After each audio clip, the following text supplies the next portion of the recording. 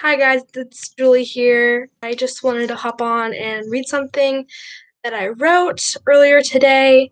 I was gonna make a post on Instagram or something, but it was just too long and there's too much, and I just thought it'd be better to just read it and to just do a live so I really wanted to get it done today. So I'm just gonna go ahead and get started. So today is not just Memorial Day for me.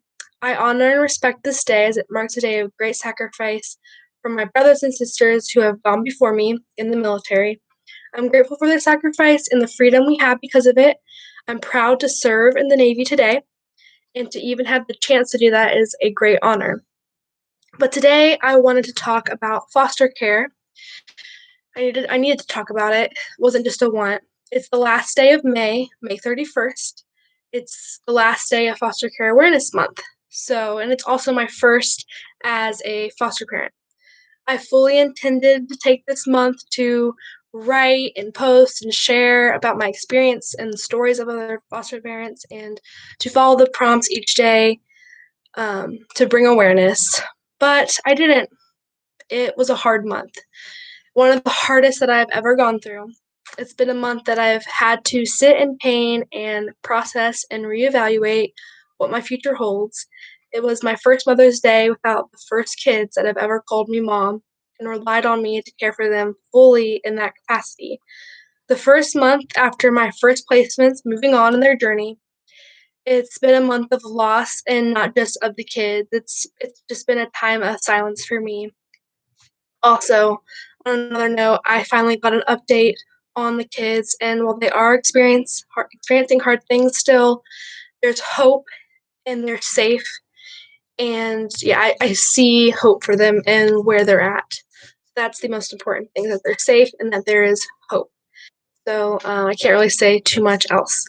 Um, Anyways, back to what I wrote. So I've lost and had to walk away from a lot of relationships that I never thought I'd have to, family relationships and friendships. I've had challenges in the Navy come up as well that were unexpected. I've had challenges with my mental health due to a lot of different stressors, and all of that to say, so here we go. Foster care requires a greater sacrifice than most talk about. They don't tell us at our orientation or any of the classes that we go to how our closest relationships will often not survive the transition. Support systems we walk in will often not be the same support system we have once we get a placement, once it actually becomes real. But man, my support groups are filled to the brim with these heartbreaking stories, mostly in the single foster parent groups. Day after day, I hear and read of foster parents and the anguish in their heart at the lack of understanding, grace, support, education from family and friends, or even the desire to want to understand. Some instances, it's because it's the people who spoke the loudest of their support before they were certified, and it was people who spoke the loudest of their support when they were certified and before they were certified, who then became silent once they got a placement, once the placement arrives, and once they meet that placement. Sometimes it's ignorant and rude comments these parents receive from people they love. Sometimes it's the simple act of a lack of interest from those for these parents. Um, and it can even be just like lack of questions, lack of interest. There's just so many different situations I've heard and read about. Or it's even respecting the role of a foster parent, respecting the role that they play, and acknowledging that they are still even a parent. A lot of times it's even excluding these parents and kids from their family activities, family photos days, Christmas exchanges, birthday parties, you name it. I saw this mostly in the single support groups of a lot of single women and men who were talking about this, that their family didn't want their kids there because they weren't real, they're real kids, or didn't want to include them in the gift exchange, or didn't think that they needed to get them a gift because of other reasons, um, because they're not their actual grandchild or their actual just it's just ignorant statements like that. So I think it's a big part of this issue could be that our society is not properly educated on the system, foster youth, or foster parents. Our society feeds a skewed story to the masses of a broken system, broken children, bad foster parents, and it breaks my heart.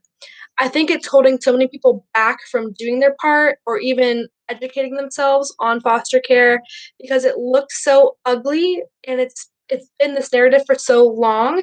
So who wants to look deeper into it and see more ugliness and feel more pain and depth? It's that fear of feeling too much of that pain and not being able to do anything with it.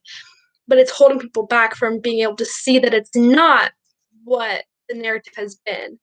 There's just such a lack of movies. It's not really in society like very much. Like the movies that are made about foster care, there's not very many, and if they are there, it's very depicted in a negative light. So the truth is, foster care world can be ugly, but it also can be really beautiful. The foster care world is all about redemption. It's about grace, transformation, love, and healing. Just as trauma has the power to break and destroy souls, hearts, and minds, love, yes, love, has the power to radically heal souls, minds, and hearts. There are so many people doing so much good in this community. There are so many redemption stories, and there could be, and there needs to be, so many more. If only we could start talking about foster care more, if people could get curious and take off their judgments and be open to a different narrative, if our society could listen first and then, well, just keep listening. No interjecting, no need to educate, no need to judge or give opinions, but just to listen to people who are in the foster care system, people who are in it, whether they're a foster parent, a social worker, former foster youth, current foster youth, people who are living and breathing this. If we could just soak it in, allow ourselves to see with that different lens and to learn, the complete shift that foster families have to go through when they step into this journey is amazing. I didn't realize it until I obviously got in it. You know, even preparing for it, you think you would know what it is, but once you get step into it, it's just completely different shift. So, and it's just been amazing. So, they do it with grace. I notice it that I'm in those support groups and I'm reading those stories and I'm talking to those families and those moms and those dads, and they inspire me. They surrender their ability to control, not just control of that child, that foster child, but control of their entire life. It affects every area of their life. So they let go of what they thought would be their support system and they walk open handed with heads held high, ready to receive new relationships that are strong for the journey. It's been amazing to see that even though crap happens for these foster parents and like relationships get broken or they have to walk away from relationships, they exude peace in knowing that it's the right thing, there's no regret, it's worth the sacrifice, the children are worth the sacrifice, and good things still come, and new relationships come. And I mean, it's just amazing. It's been so humbling and has given me such comfort to hear their stories. It's made me realize that my own experiences, though difficult, do not compare to some of the others I've heard. Foster care is not black and white. It's a beautiful, broken mosaic of stained glass welded together with grace and love, healing and redemption from God Himself. It's an opportunity to show kids, bio parents, GAL, which is Guardian Ad Litem, CASA, teachers, social workers, foster parents, doctors, lawyers, and judges the transforming power of the love of Christ.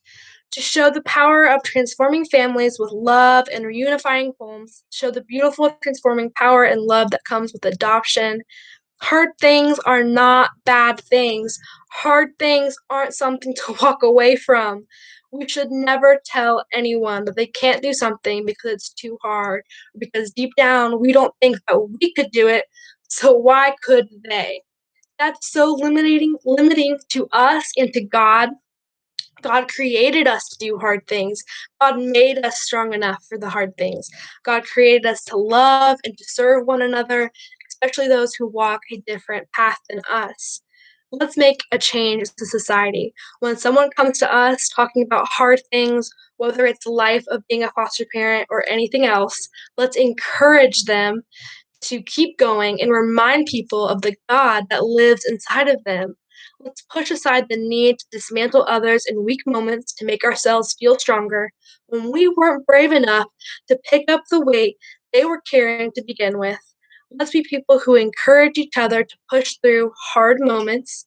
Let's be people of hope and optimism. Let's be safe keep places for people to be vulnerable in hard transitions and to hold them up, not knock them down. I know that we can do it because greater is He that is in us than he that it is in the world. My prayer is that though Foster Care Awareness Month is ending, the conversation is just beginning and will grow leaps and bounds this year. Thank you for sticking along to this stream, and thank you to my family and friends and my church for supporting and believing in me and my life's calling to be a mom and to be a mom to foster youth. I have lost people or relationships or things or opportunities, but there are still so much of you out there who love and support me, and I have so much, and I am so incredibly grateful. I also want to say thank you to my church who prayed over my foster children countless times while they were present, and at times that they will never know about when they weren't present. You guys created a lasting impact and change in their lives. They came to know the love of God and accepted Jesus into their hearts. They had never been to our church prior to being placed with me. They begged me so many times to go to church, and I took them multiple times, and it was approved by their parent and the caseworkers and all of that. They had never experienced his love, and they had their socks knocked off by you guys. I'm just gonna forever be grateful for the way you stepped up to be their family and support. This memory, um, I have so like this painting right here is this day that I'm about to talk about. So I have this memory. I was painting on stage during worship. The kids had earlier painted a piece of it, um, and during worship, someone went up to the stage and like said like, "Okay, let's pray for families and let's pray for the kids." So like families gather around the kids, so mom and dad gather around your kids and pray for them. And my kids were in the audience by themselves, and when I turned around, they were already being covered in prayer by people in the congregation that mean the world to me. The kids had walked from their seat all the way up to the stage, um, near where I was painting, and had knelt down in front of the stage in prayer, and just knelt down humbly. And people had gathered around them. Like a few people saw them and noticed them gathered around them and prayed over them and listened to them and listened first and prayed and just were open to the work of God and what God wanted to do in that moment for them and just served them. You know, they could have been praying with their families and their kids, but they saw them and they knew their situation, and they took that opportunity and really used it wisely. The fact that by the time I had turned around that they were already taken care of, immediately just seeing that provision, the protection, the care, the love, it meant the world to me. I'm gonna get back to my notes that I wrote. You knelt down with them. Yeah, they knelt down with them and not just prayed, but listened to them. They were present. They made themselves available to the work of God. They covered them like Christ covers the church. The fact that when I turned around to go find them and see that they were already being loved on and protected by my church family, it brought tears to my eyes and love to my entire being. We don't have to do hard things alone, and I'm so full of gratitude for it. Glory be to God always and forever, and that is it. This is foster care, and that's what I wanted to share today. 10:23 p.m., May 31st, 2021, the last day of Foster Care Awareness Month for this year, and this is my message. Yeah, so I just hope that you will continue the conversation, that you will educate yourself, that you will ask questions, that you will read books about it, that you will talk to families, foster families, that you will desire to get in the mess, to get in the nitty-gritty, and to figure out what your part can look like. Maybe you start slow just by educating yourself, or maybe you dive right in and look into being a foster parent, or maybe you just offer to help a foster family. There's just so many different avenues. And I just appreciate all of you who've even taken the time to watch this video, because by watching this video, you're taking a step in the right direction. You're educating yourself, you're being open to hearing from other perspectives and voices on what foster care is.